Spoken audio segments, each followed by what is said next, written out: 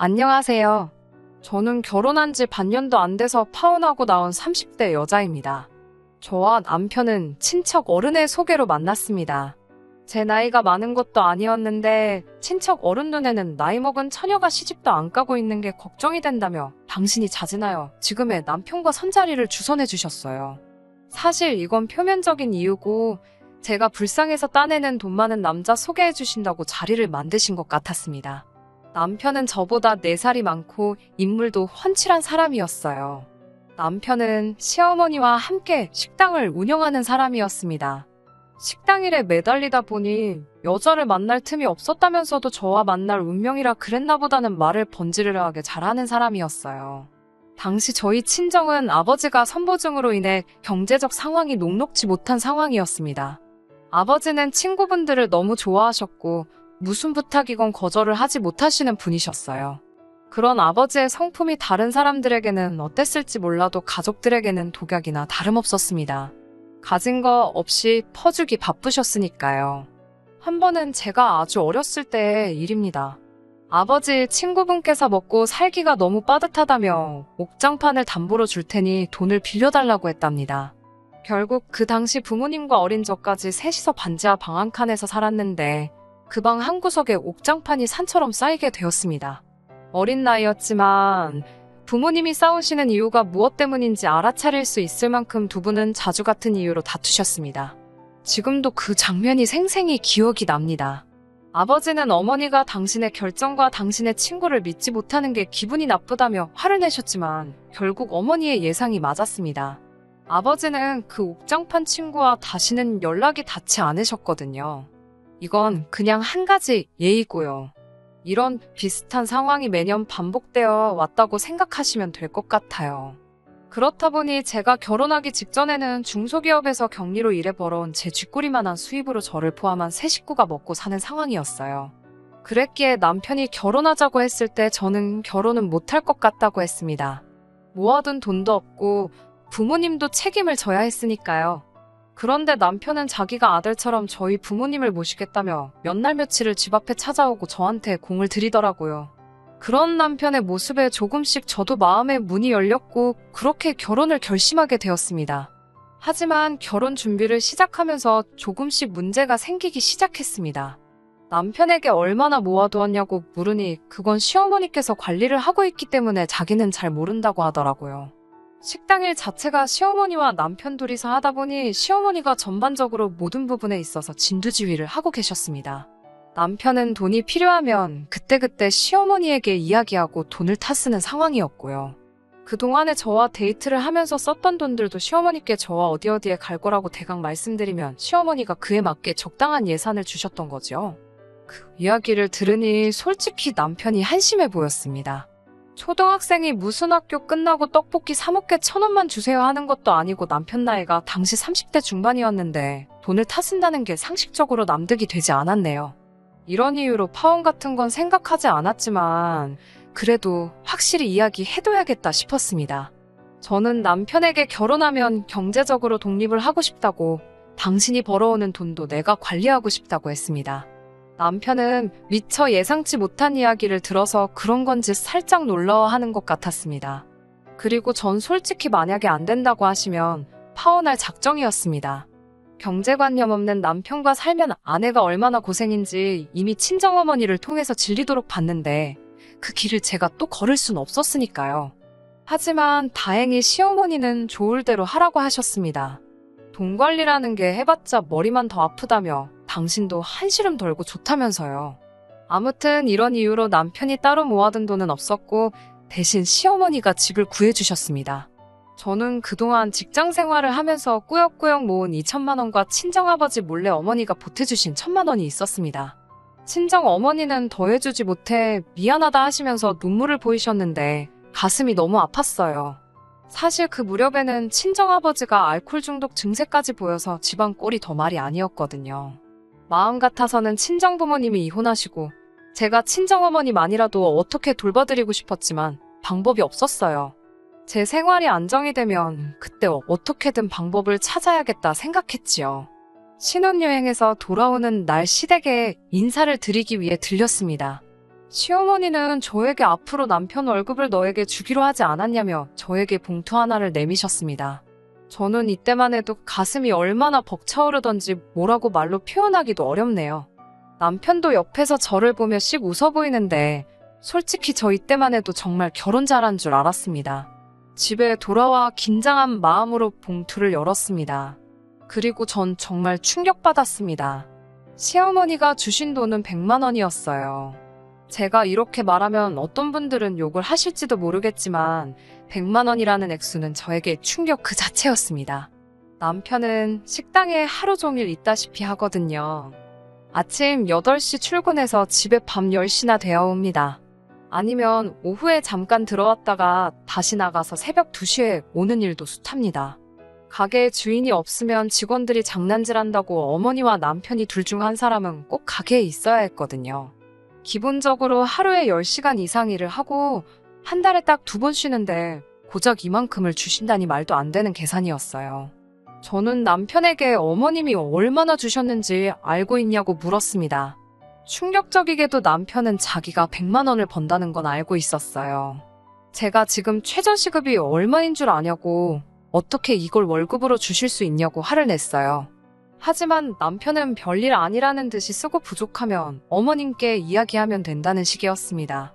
당장이라도 시어머니한테 가서 따져먹고 싶었지만 정작 당사자가 별일 아니라는 듯이 나오고 그렇다고 제가 결혼할 때 뭘 제대로 해온 것도 아니라서 입이 안 떨어지더군요. 결국 가진 거 없이 시집온 제 자신이 서러워서 눈물만 흘렸고 몇 달을 참고 살아야만 했습니다. 남편 말대로 생활이 아예 안 된 것도 아니었고 생활비가 부족하다 싶으면 남편이 시어머니께 돈을 또 받아오고 하더라고요. 하지만 저를 속상하게 한 건 남편의 월급뿐만은 아니었습니다. 결혼 전 시어머니께서 구해주신다고 한 집도 사실은 1가구 2주택을 가지고 계시면 세금이 많이 나오니까 이름만 남편 앞으로 해주신 거였고 당장은 저희가 들어가서 살 상황이 못 되었습니다. 시어머니는 길어봤자 4년이라면서 일단은 저희더러 시어머니 집에 들어와 살려고 하셨습니다. 시어머니와 셋이 살다가 세입자가 나가면 그 집에 저희가 들어갈 수 있게 해주신다면서요.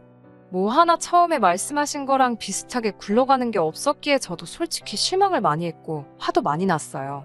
그러다 하루는 몸이 너무 안 좋아서 반차를 내고 집에서 쉬고 있었습니다. 시어머니와 남편은 식당에 일을 하러 나간 상황이었고요. 그 두 사람은 제가 집에 있는지 몰랐을 거예요. 제가 평소처럼 출근까지 했다가 중간에 집에 들어왔으니까요. 침대 위에 누워서 잠을 청하고 있는데 갑자기 현관문 열리는 소리가 나더라고요. 발소리를 들으니 시어머니였어요. 나가서 인사를 할까 하다가 솔직히 몸도 피곤하고 그래서 그냥 자는 척 눈을 감고 있었습니다. 날이 더워서 베란다 쪽 창문은 살짝 열어둔 상태였고요. 그래서인지 시어머니 말소리가 너무 잘 들리더군요. 시어머니는 누군가와 통화 중이셨습니다. 무슨 이야기인지 들으려고 한 건 아닌데 제 이름이 자꾸 나와서인지 귀에 딱딱 꽂히더라고요. 전에는 저희 남편이 한 달에 쓰는 돈이 100만 원도 안 됐고 불만도 없었는데 저랑 결혼하고 나서는 100만 원도 기본이라면서 아무래도 저희 친정으로 돈을 빼돌리고 있는 것 같답니다. 듣고 있는데 너무 억울하더라고요. 남편하고 데이트할 때부터 느꼈던 거지만 정말 제대로 된 옷 한 벌이 없었어요. 식당에서 일한다는 이유로 맨날 티셔츠에 청바지만 입고 다니는 남편이 안쓰러워서 옷 몇 벌 사주느라 돈 들어갔고요. 하도 입에서 냄새가 나서 보니까 썩어가는 어금니 치료도 안 하고 있길래 데리고 가서 임플란트 시켰습니다. 어이가 없고 화가 나서 당장이라도 쫓아나가 시어머니한테 뭘 좀 알고 하시는 소리냐고 따져먹고 싶었습니다. 결국 며칠 동안 고민 끝에 남편에게 우리 당분간 떨어져 살자고 했어요. 남편은 갑자기 무슨 자다가 봉창 두들기는 소리냐며 왜 그러냐고 묻더라고요. 저는 시어머니가 저에 대해서 했던 말을 그대로 전달했습니다. 결혼하기 싫다는 사람한테 계속 하자고 밀어붙인 건 당신인데 내가 왜 그런 의심을 받아야 하는 거냐고 그런 분하고 한 집에서 못 산다고 했습니다. 정말 헤어짐을 각오하고 남편에게 말을 꺼냈기 때문에 못할 소리가 없었어요. 남편은 시어머니가 그런 식으로 말을 했을 리 없다면서도 일단 기다려달라고 하더군요. 확인을 해보겠다면서요. 그리고 며칠 뒤 시어머니께서 저에게 이야기 좀 하자고 하셨습니다. 시어머니는 남의 전화를 엿듣는 건 아주 못돼먹은 버릇이라고 말을 꺼내셨습니다. 곧 이어 저에게 하신다는 소리가 그렇게 당당하고 억울하면 제 월급도 당신에게 가져오라고 하시더군요. 당신이 제 돈 관리를 해주시겠다면서요. 어이가 없었죠. 어머님이 왜 제 돈 관리를 하시냐니까. 그래야 친정에 돈을 빼돌리는지 아닌지 확실히 알지 않겠냐. 누명을 벗고 싶지 않냐고 되물으시더라고요. 설령 제가 번 돈인데 친정에 좀 드리면 어떠냐 하니까 너는 이제 우리 집에 시집 왔으니 죽어서도 우리 집 귀신이 돼야 하는 거 모르냐고 하시더군요. 시어머니 나이가 이제 60이 좀 넘으셨는데 무슨 조선시대 분이랑 이야기하는 줄 알았습니다. 저는 말도 안 되는 억지 좀 쓰지 마시라고 했어요.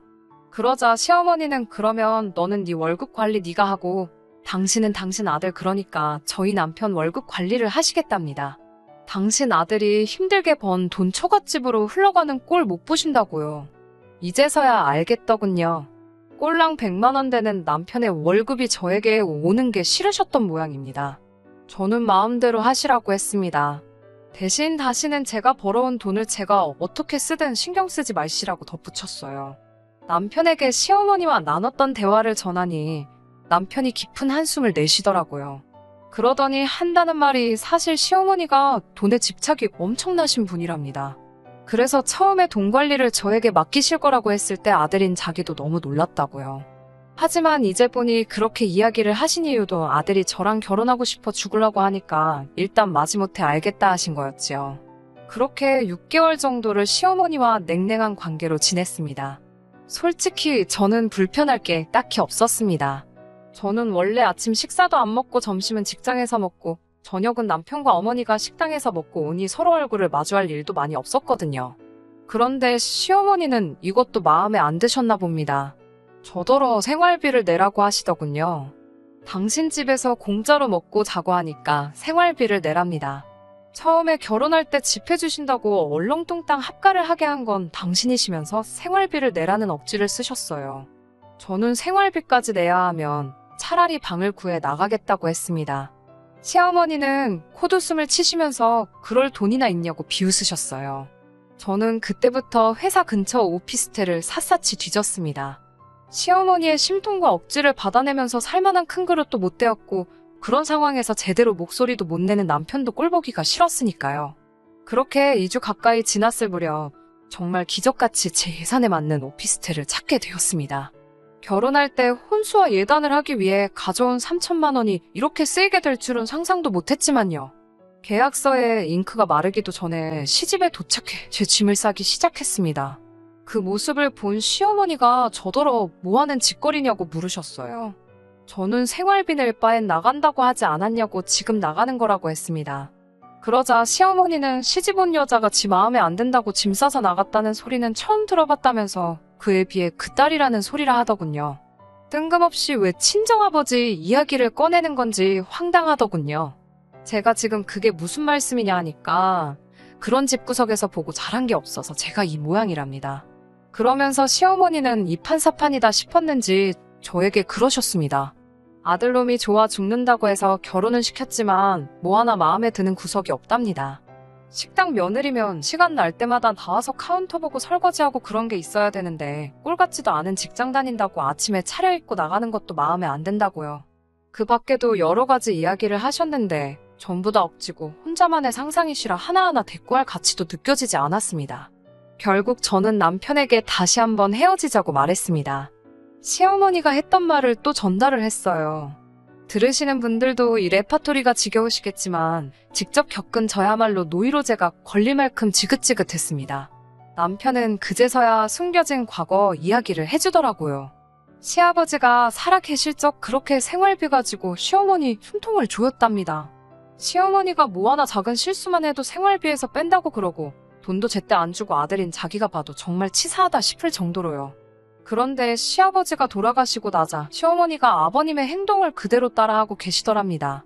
당신이 겪어보니 돈을 쥐고 있으면 조종 못할 사람이 없는 것 같다면서요.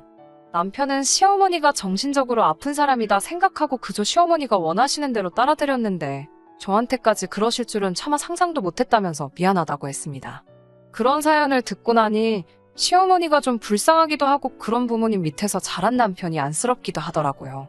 이번 한 번만 더 참고 넘어갈까 그런 생각이 들었을 정도로요. 남편은 저더러 원하면 오피스텔로 가자고 했습니다. 그리고 자기가 시어머니와 잘 말해서 월급도 제대로 받아오겠다고 했어요. 남편이 이렇게까지 이야기를 해주니 제 마음속에 화도 어느 정도 가라앉았고 이번에도 이렇게 넘어가겠구나 싶었습니다. 그렇게 이튿날 남편과 정말 짐을 싸서 계약한 오피스텔로 나갔습니다. 그 사실을 알게 된 시어머니는 노발대발 난리가 나셨습니다. 저희더러 야반도주를 했다면서 이게 다 저 때문이랍니다. 여기까지도 어느 정도 예상을 했던 일이라서 죄송하다. 어쩔 수 없었다 하고 어떻게 잘 넘겨보려고 했습니다. 식당으로 오라고 하시길래 한 번은 겪어야 할 일이다 생각하고 식당으로 향했습니다. 당시 식당에는 시어머니와 남편이 잠깐 쉬기 위해 만들어 놓은 뒷방이 있었는데 그쪽에서 기다리라 하시더군요. 얼마 지나지 않아 점심시간대가 지나 손님들이 대부분 빠졌을 무렵이었어요. 시어머니께서 저더러 다시 홀로 나오라고 하시더군요. 나가니 시어머니가 다짜고짜 저에게 도대체 남편을 어떻게 구워 삶았냐며 저 때문에 당신 착한 아들이 집을 나갔다 하셨습니다. 저도 더는 시어머니의 억지를 들어주고만 있을 수가 없어서 어쩔 수 없이 받아치기 시작했습니다. 그리고 이번만큼은 저도 녹음을 해야겠다 싶더라고요. 매번 증거 없이 남편에게 이야기를 하니 남편은 제 말을 믿어주는 것 같으면서도 설마 하는 눈초리를 보내곤 했었으니까요. 시어머니 눈을 피해 핸드폰 녹음기를 켜고는 돈 몇 푼 가지고 사람을 이렇게 저렇게 마음대로 떡주무르듯 하실 수 있을 줄 알았냐고 물었습니다. 그러자 시어머니가 코수숨을 치더니 네가 뭐가 잘났다고 내가 너한테 아무것도 해오란 소리도 안 하고 며느리로 들였다고 생각하냐 물으셨습니다. 제가 순간 생각지 못한 말씀에 벙쪄있자 시어머니가 그러시더군요. 시장 가면 하자 있는 거 비품 같은 거 싸게 팔지. 너가 딱 그런 거야. 하자 있어도 그럭저럭 쓸만한 것 같아서 가지고 왔는데 이런 식이면 나도 곤란하다고 그러셨습니다. 시어머니가 평소에 말을 막 하긴 하시지만 속으로 저를 그렇게 생각하고 계실 거라곤 꿈에도 상상하지 못했기 때문에 충격이 너무나 컸습니다. 그리고 마침 남편이 가게로 들어오고 있었습니다. 남편이 저와 시어머니를 번갈아 쳐다보더니 무슨 일 있었냐고 묻더라고요. 제가 말을 잇지 못하자 시어머니는 남편에게 거짓말을 하시더군요. 당신이 앞으로 저와 한번 사이좋게 잘 지내보자고 했더니 감동을 받았는지 저런다면서요. 그러면서 저에게 아가, 우리 이제 잘 지내보자. 내 마음 잘 알겠지? 그러시는 거예요. 그때 정말 시어머니가 어떤 사람인지 확실히 알아차렸습니다. 사이코가 따로 없더라고요. 저는 방금 녹음한 파일을 식당 안에서 틀어버렸습니다. 시어머니는 당신 목소리가 흘러나오니 깜짝 놀랬고 남편은 털썩 주저앉더니 원망스러운 눈으로 시어머니를 노려보았습니다. 저는 남편에게 이러니 내가 당신하고 어떻게 같이 살 수 있겠냐고 물었습니다. 남편도 시어머니에게 도대체 왜 그러는 거냐고 울부짖더라고요. 그러자 시어머니는 나이든 엄마가 돈이라도 없으면 뭐로 자식을 옆에 끼고 살 수 있겠냐며 이게 다 남편을 사랑해서 그런 거라고 하시더군요. 그 모습을 보고 있자니 저는 더욱 더 이들 사이에 끼어있고 싶지 않았습니다. 결국 얼마 지나지 않아 저는 변호사를 선임했습니다. 남편은 저에게 미안하다고 몇 번이고 사과는 했지만 그래도 자기 어머니는 정신적으로 많이 아픈 사람이니 이번 한 번만 더 이해해주면 안 되냐고 빌었고 그마저도 저에게는 너무나 스트레스였기에 결국 이혼을 결심할 수밖에 없었습니다. 이혼 사유는 시어머니의 폭언이 주였고 다행히 이혼 소송에 있어서 녹음 파일이 중요한 역할을 해주었습니다. 저는 결혼 생활 1년 만에 위자료 2천만 원을 받고 그 집에서 나오게 되었어요. 제가 이혼하는 모습을 보고서야 친정 아버지도 당신이 무능하여 딸이 이렇게까지 고생을 하는가 싶으셨다며 이번 일을 기회로 정신 차리시겠다 약속해 주셨습니다. 이혼한 지 석 달이 지난 지금 남편에게선 가끔씩 연락이 옵니다. 저랑 이혼하고 나서야 시어머니도 정신을 차리셨는지 월급도 올려주셨고 오피스텔 생활도 허락을 해주셨다면서 다시 시작할 수 없겠냐고 묻더군요. 이혼하기 전에 정말 약속하셨던 것들만 지켜주셨어도 저는 정말 좋은 며느리가 되어드렸을 텐데 씁쓸하더라고요. 그래도 이미 지나간 일이니 후회해봐야 소용없지요. 다행히 친정아버지는 드시는 술도 많이 줄었고 친정어머니도 그런 아버지의 변화에 기뻐하시는 눈치입니다. 우리 모두 이제 앞만 보고 나아가려고 합니다. 그럼 또 언젠가 좋은 날이 오겠지요? 끝까지 들어주셔서 감사합니다. 오늘의 사연은 여기까지입니다. 구독과 좋아요, 알람 설정 부탁드리고 더 좋은 사연으로 다시 찾아뵙겠습니다. 감사합니다.